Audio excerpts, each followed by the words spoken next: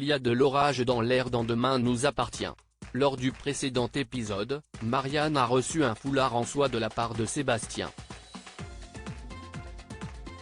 Marianne le laissait tout en souriant puis le range dans le tiroir d'une commode. À l'hôpital, Christelle remarque que Renaud et Marianne semblent très amoureux. Après le départ de Marianne, Christelle confie à Renaud que les cadeaux et les attentions sont importantes pour maintenir la flamme dans le couple.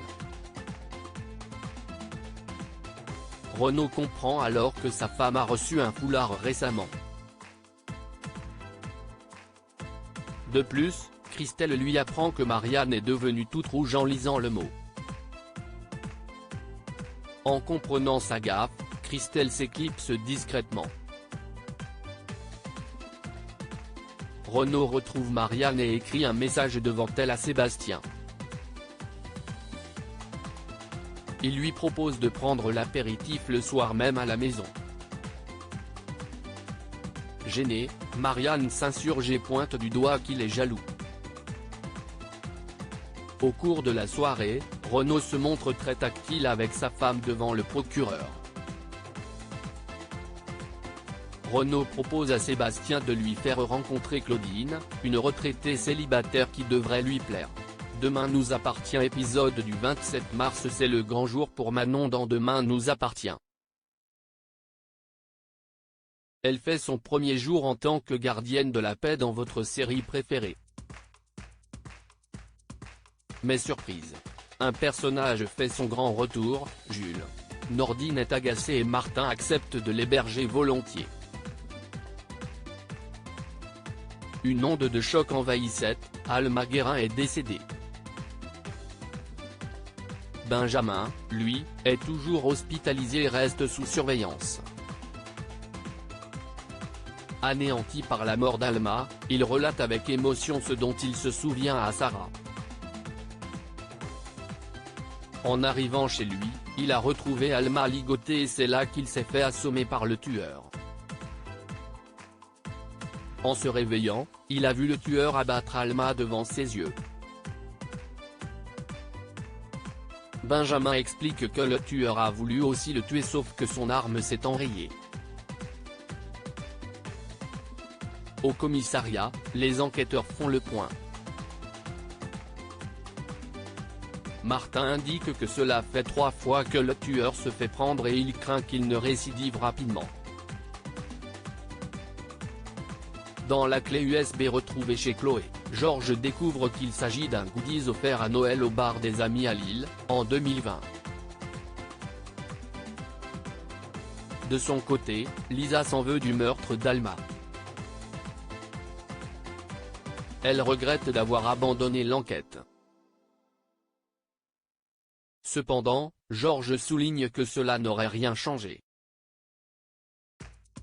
Elle ne comprend pourquoi il s'en est pris à Benjamin et Alma puisqu'ils n'avaient pas d'enfant. Georges lui rappelle qu'Alma a un fils et que c'est sûrement le doudou d'Adrien qui se trouvait près de son corps. Et si c'était Benoît ? Au Spoon, Audrey et Damien se retrouvent. Ils viennent de rentrer de leurs vacances et Audrey comprend tout de suite que quelque chose ne va pas en voyant le visage de Damien. Il lui apprend la terrible nouvelle, Audrey s'effondre.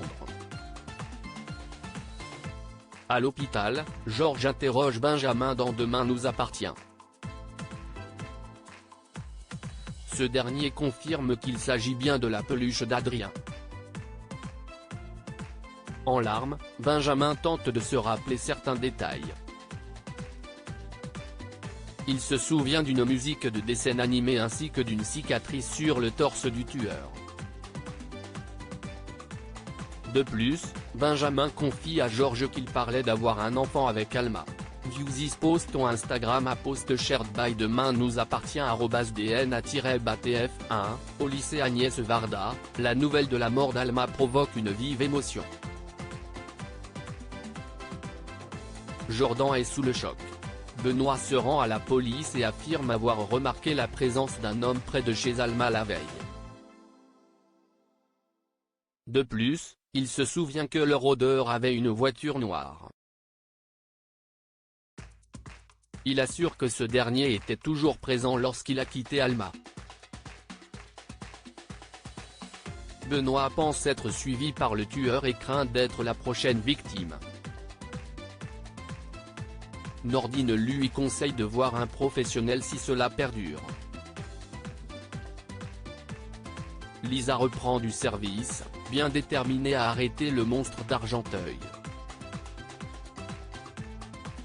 Le sang retrouvé sur le jean d'Alma correspond à celui prélevé sur Corinne Chassagne. Quant à Damien, il a réussi à identifier le savon à barbe utilisé par l'assassin. C'est une gamme seulement vendue en magasin spécialisé. En voulant sentir l'odeur du savon, Sarah s'arrête net. Elle a reconnu immédiatement l'odeur, c'est celle de Benoît.